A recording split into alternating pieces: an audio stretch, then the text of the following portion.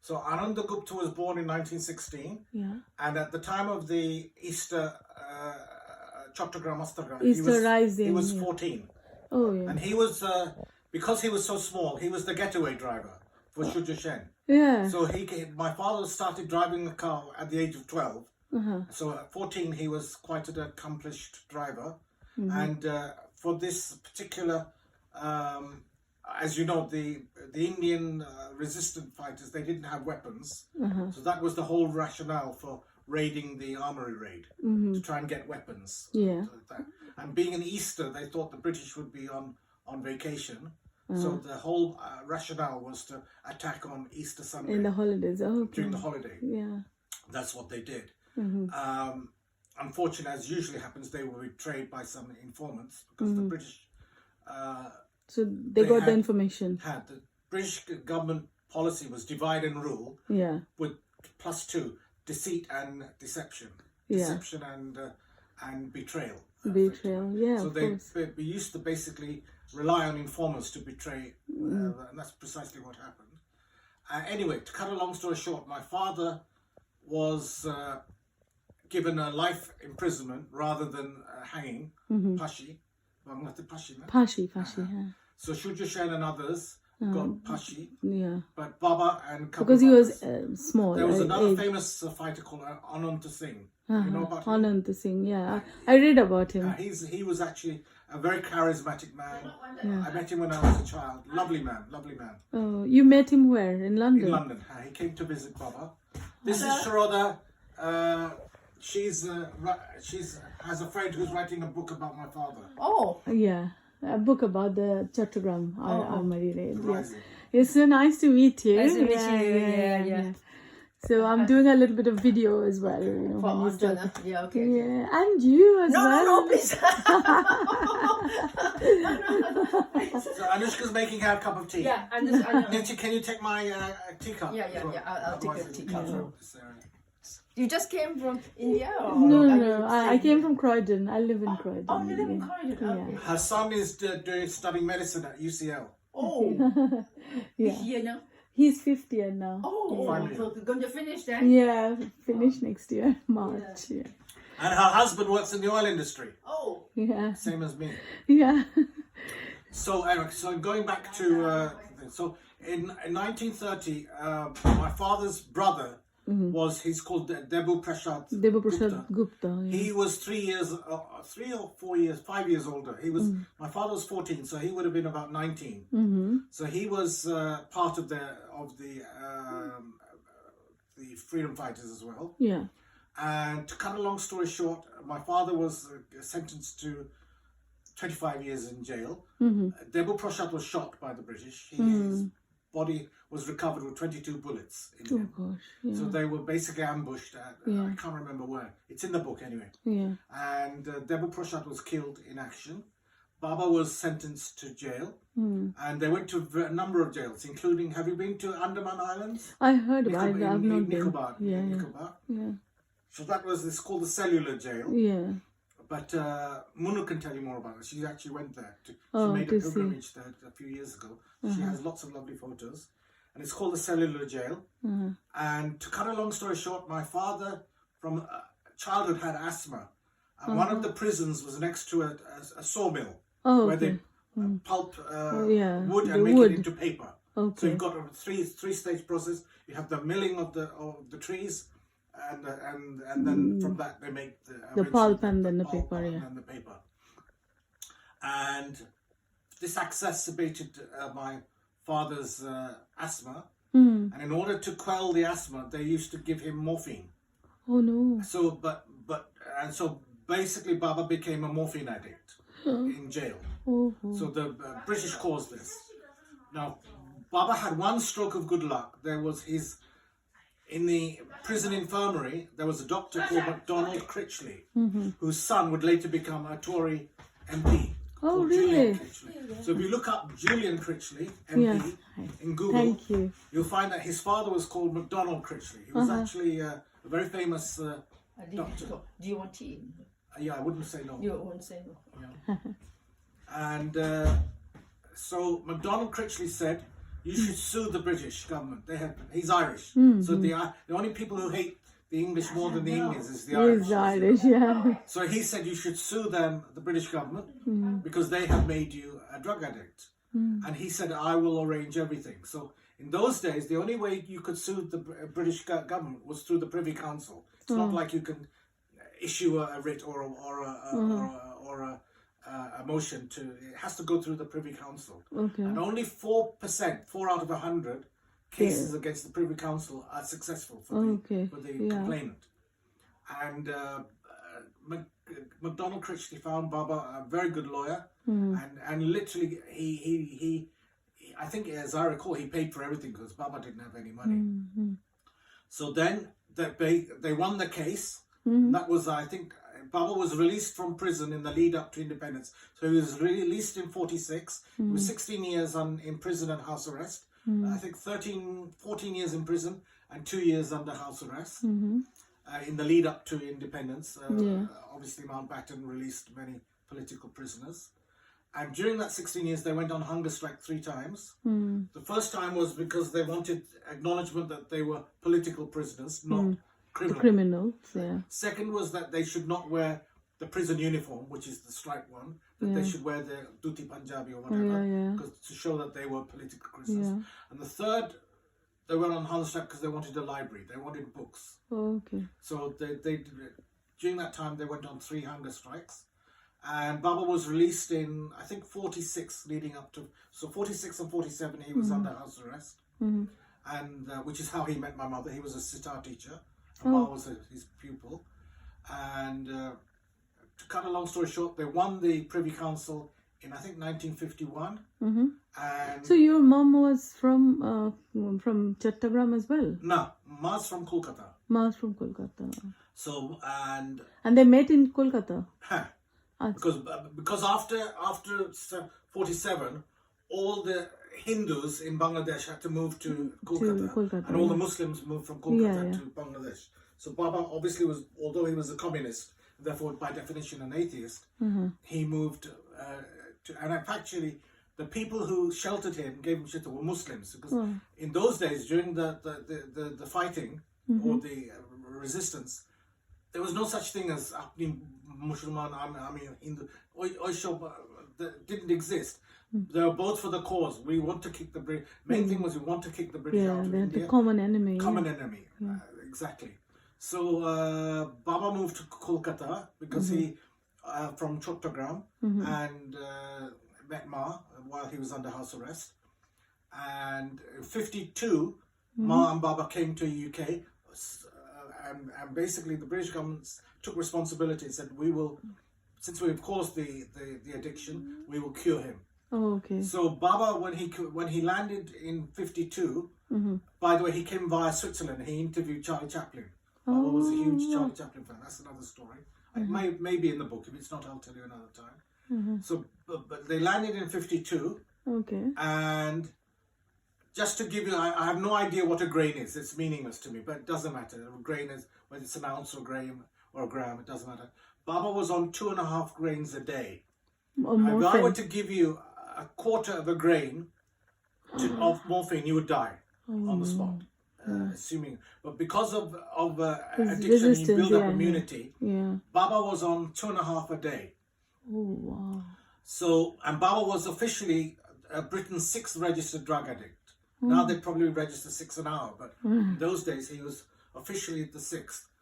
And they sent him to an Italian convent for recuperation. And what they do is, day 1, they will give you 250 units of, which represents 2.5 grains of morphine, and then they will give you one unit of glucose. Then every day they reduce from 250 to 249 to 248, and increase with glucose too. So that's the man.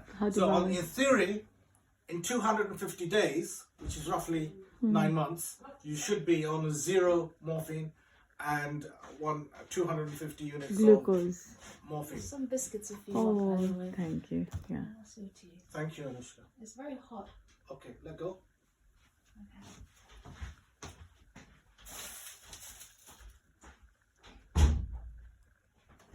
The mistake they did was on the 251st day, they told Baba, Mr. Gupta, today you are now cured. That was a big mistake. You should never tell an addict he's cured. He'll think, how can I live without my morphine? Yeah. That's sure enough what happened.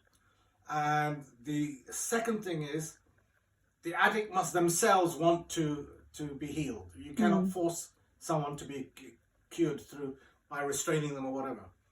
So that's exactly what. So they went back to square one. They went back to the morphine dosage and reduced glucose. And in total, it took Baba 3 years to be recovered. Okay. And the third, it had 3 attempts. The third attempt was basically Baba woke up one day in his own vomit and said, "Ami koto nichi eshishi," how far I've sunk. It's only then He realized. his own willpower that decided, okay, I want to be cured. I cannot continue like this, existing like this. And that was what motivated him to get proper cure. So by 55, he was cured. And then the doctor said to him, don't have kids for 3 years. So I was born in 57.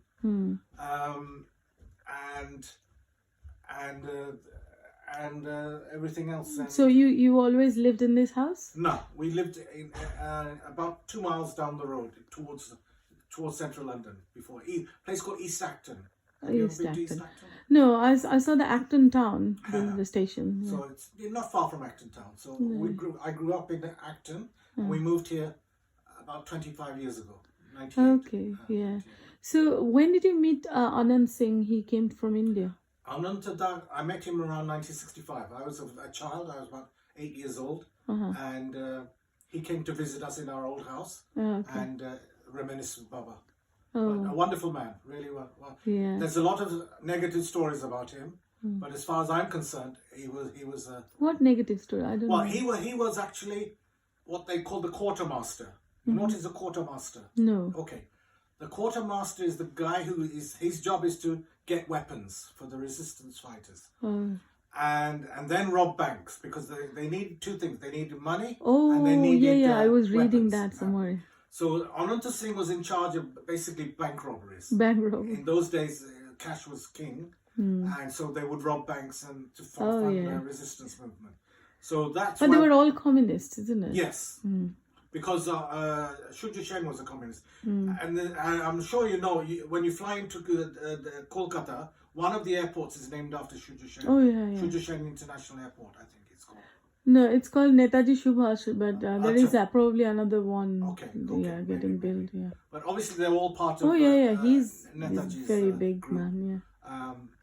And So what you want to share any memories of your father about this, about the independence? After independence, what was his idea about how India is going and all this? Well, he was totally against Gandhi's the idea of a non-violent thing. He said it doesn't work. It's a fairy tale. It's rather like Rishi Sunak's idea about Liz Truss's economic policies. It's for the fairies. So Baba felt that the only way we were going to get independence is through armed struggle. That's precisely what happened. And you know, if you look at the armed struggle or independence movement, there were 3 turning points. First was 1857, the Sepoy Mutiny, which you know about. Yeah. Second was the Jalalabad massacre, 1919, with Dyer, Brigadier General Dyer. Yeah. And the third one was Chittagong, Yeah. because that really united people around Bengal. Yeah, of course. This is what the British, and you know, the British was totally ruthless. They tortured Shuja Sen before they killed him. Oh yeah. And all of them were tortured. Yeah. So did your father see anything or knew anything about that? he was tortured. He was only a kid. Remember, he's 14. Yeah. So he was tortured. They were all tortured.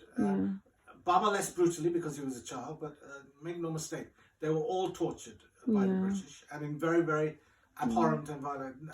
Shuja Sen had all his teeth removed. Yeah, I read about that. That's All so his teeth cruel. were broken Yeah. during torture. Yeah, knowing that he will be hanged, still they're doing this. Yeah. Well, they didn't know because the torture happens pre-trial, before the trial. Oh. It's only after the judge makes the past sentence on Pashi that the torture stops. Yeah. And anyhow, so to cut a long story short, Baba was rehabilitated in England. He got an ordinary job. He even got a job at the Indian High Commission, but then he was fired because the then High Commissioner felt that it was wrong to have a resistance fighter working for the Indian Really? government. That's So it was a unbelievable. woman who was High Commissioner at the time. Who was that? I'm trying to remember. It might be in the book. Which year was it? 1960, I think. 59 or 60. Oh. Baba had just got a job in the Indian High Commission and then he was fired. It was a woman, High Commissioner. Mm-hmm. I'll try to Google it later. Mm-hmm. So, he had, and not only that, in the other big story with Baba was when he was in prison, infirmary, there was 29 in the infirmary with him, 29 other patients. 3 of them contracted tetanus, which is basically because the needles are not sterilized properly. And in those days, they had metal syringes rather than glass or perspex plastic. So Tokunka Din, there was no sense of hygiene, and 3 of the patients contracted tetanus. Now, tetanus is a very virulent disease, and there are 2 facets: is locked jaw, you cannot move your jaw, and jaundice, you go yellow, your whole face goes yellow. Now, Baba, the other 2 patients died. Baba was the only one who not only survived, but survived without any side effect, any facial, like a stroke. So Baba, in that sense, is really lucky, very, very fortunate man. And Baba, Ma was a very determined woman. So she was determined to get him cured and determined to make a life of him. Make a life, yeah. So when he was invited from India government to get the award, what was his reaction? He was very surprised. This is 1997, 50th anniversary. But I must say the Indian government were very gracious. They hadn't been gracious up to then. They refused to give him a pension as a freedom fighter, which they had given to domestic freedom fighters. But because he was living abroad, he wasn't. But then Baba was very fortunate. He met a wonderful man called Indrajit Gupta. Gupta. Yeah, who was, Indrajit Gupta. I think Minister of Interior or something like that. He was a very big parliamentarian. And he pushed forward Baba's pension. So he got Baba a pension. By in sterling standards, it's peanuts, but still, it's the principle. It's a respect, of course. And not only that, he got the pension backdated. No, so that was he got all the areas. So that was, in a sense, for us, we are in the typical middle class trap. We are asset rich, we have a nice house, but we're cash poor because all our cash goes on Anushka. Of course, Because Baba used to say that I'm an only child, Anushka's an only child. Private school fees are the best form of contraception there is. That's what Baba used to say. So Ma was very, very, passionate that the only way to alleviate yourself out of poverty is through good education. Of course. And good education in this country means you go private because state schools are leave a lot to be desired. You know the state schools. So Ma sent me to a private school, and I sent Anushka to a private school. That is our big sacrifice. That we can give one child a good education, but not two. So that was the rationale. So I'm an only child. So when your father died, that was 2005. Correct. Yeah. So he died here at home, or? He died actually in a nursing home. The problem was both my wife Niet Chin and I were married. My wife's name is Niet Chin. Do you know any Russian? No. Achha, Russian for no is Niet. Russian for yes is da. Okay. So no chin, Niet Chin in Russian. So Niet Chin and I were both working at that time, and I was actually overseas on a I was an oil trader at the time, so I was doing a deal in Korea. And Baba died on the 8th of December, same day as John Lennon, by the way, but years apart, obviously. So it's December the 8th, and Baba died in a nursing home because in the final 6 months. He was incontinent, so we couldn't manage him. Ma couldn't manage him at home. Of course, my wife and I were working, so very reluctantly, obviously for it's anathema to send your parents into a nursing home care. But we looked after him for his final 15 years at home, but the final, 6 months we couldn't. No, yeah. He died. So in he was a nursing home. old as well, yeah, yeah. Oh, that's very nice to talk to you. And so, if you give me the permission, can I share this video Yeah, with my of course, friends? of Yeah. course. Okay, then. Thank you so much.